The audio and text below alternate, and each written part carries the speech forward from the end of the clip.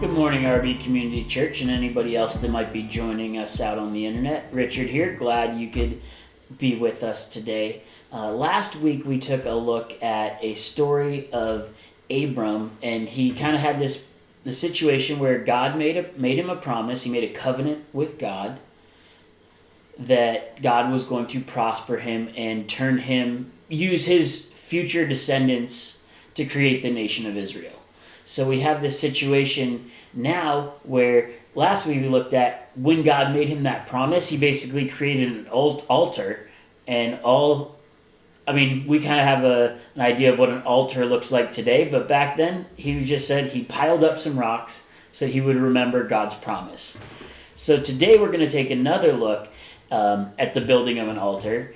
And for you students that have been coming to Sunday school for years, pretty much all of you have heard the story about God parting the Red Sea, right? He parted the Red Sea so that Moses and the people of Israel could flee from the Egyptians that were pursuing them. But here we have another instance. That was not the only time God split the water, but we have an instance here in the story of Joshua, and Joshua was one of the early leaders, right? He came right after Moses for leading the people of Israel, and this is another story of God using Joshua and splitting the River Jordan.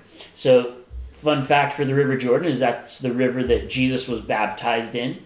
So when you hear the story of Jesus being baptized by John the Baptist and a dove descending from heaven, right? That was in this same river. But this story takes place over 1,000 years earlier. And what it is God had promised the people of Israel after leaving and going in exile and wandering in the wilderness for 40 years that they are going to go into the promised land.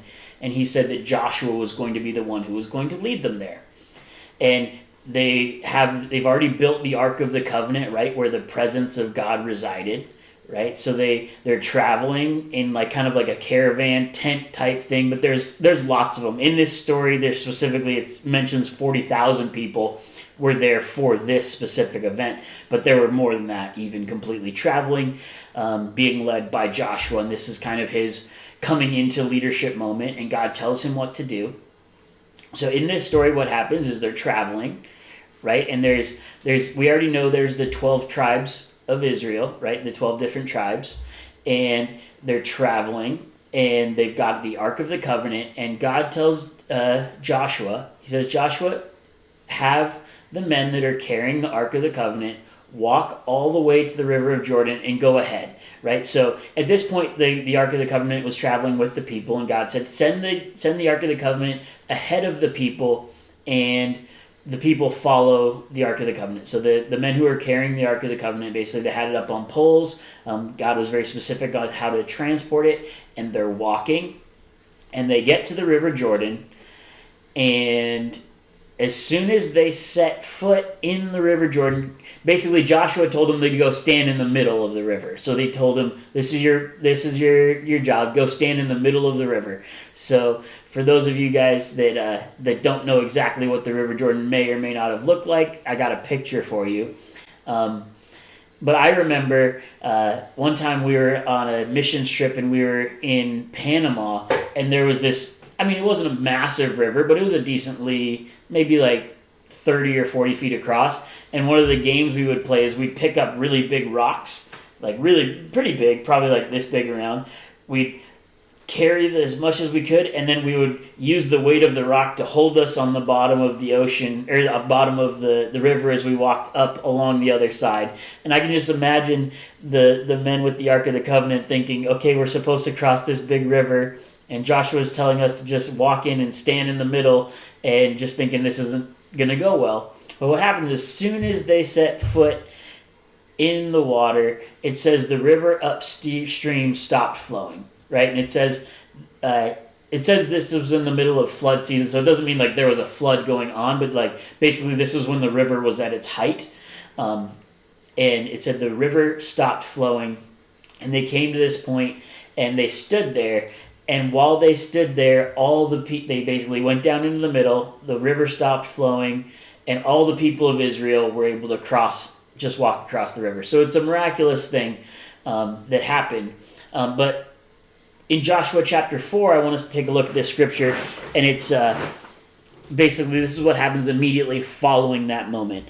So this is Joshua chapter 4. It says, "When the whole nation had finished crossing the Jordan, the Lord said to Joshua, 'Choose 12 men from among the people, one from each tribe, and tell them to take up 12 stones from the middle of the Jordan, from right where the priest stood, and to carry them over with you and put them down at the place where you stay tonight.'" So basically, the ark was standing in this spot. God told Joshua, tell one person from each tribe of Israel to go get and bring stones back with them to where you're going to camp tonight. So Joshua called together the 12 men he had appointed from the Israelites, one from each tribe, and said to them, "Go over before the ark of the Lord your God into the middle of the Jordan. Each of you take up a stone on his shoulder, according to the number of tribes of the Israelites, to serve as a sign among you. In the future, when your children ask you, 'What do these stones mean?' tell them that the flow of the Jordan was cut off before the ark of the covenant of the Lord. When it crossed the Jordan, the waters of the Jordan were cut off. These stones are to be a memorial to the people of Israel forever." Right? And one of the things that I love about this passage is it's kind of it's really easy to look at Bible stories as like individual people stories, but God's work throughout the history of the Israelites is a powerful symbol of God's love for his people. And he's saying, I want you to do this now so that future generations are able to look at this really pile of rocks, right? 12 stones, and be like, what are those there for, right? And you're able to retell the story of God's faithfulness. And one of the things that I love about just our congregation is that we are very intergenerational, right? We have all of our students, but we also have people that have experienced a lot of life already. They have a ton of stories, right? The reality of it is none of you students were alive during the tragedy of 9/11, right? We have people that lived through that. I was not alive during the Vietnam War. My father lived through that. We have people in our congregation that lived through the Korean War. We have people in our congregation even that were around for World War II, right? So we have this intergenerational congregation where we're able to hear the life stories of people's experiences. And God used the stones as a remembrance so that people of the future generation would ask these questions, what are these about? Right? So now you guys are living through a really unique situation where you might have kids someday. Like, right, I asked like my mom, what were you doing when the moon landing happened? What were you doing during the JFK assassination?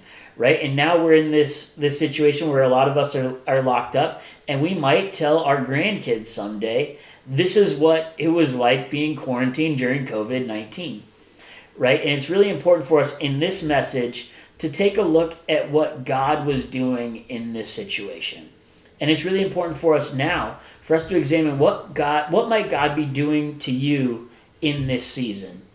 Right? Because a lot of us, we have a tendency to focus on the negative and be like, oh, this is terrible, the world is so messed up. But what might God be teaching you through this? I know for myself and for Carolyn, it's enabled us to slow down a little bit, spend more time working on our personal health and our relational health in our marriage, right? Able to slow down and focus on other things, right? I've been able to, like, one of the things I love to do is I love to cook. And, you know, when I'm at work from 9 to 5 every day, a lot of times I come home from work and I'm tired and I just say like, oh, I'll eat whatever's available. But because I've had this change of pace where I'm at home, like I can at lunch, I can go start getting stuff ready to eat for dinner later. And it changes our pace of life, and it's enabled me to invest in things that I may not have had the opportunity. So right now I want you guys to take the opportunity to set up some stones. Set up some stones and think about what has God been doing in you over the last 2 months in this season, and how might you be able to pass that blessing and those lessons that you've learned on to future generations. But I also encourage you guys, if you're at home with your parents, ask them some of the lessons that they learned during past major events throughout history, whether that be the moon landing, or 9/11, or just various things throughout their life's history that they compare this to, or even ask them, hey, other than this, what have been some of the most significant things that you've had the opportunity to live through? Look forward to seeing you guys soon. Have a great day. Love you guys. Bye.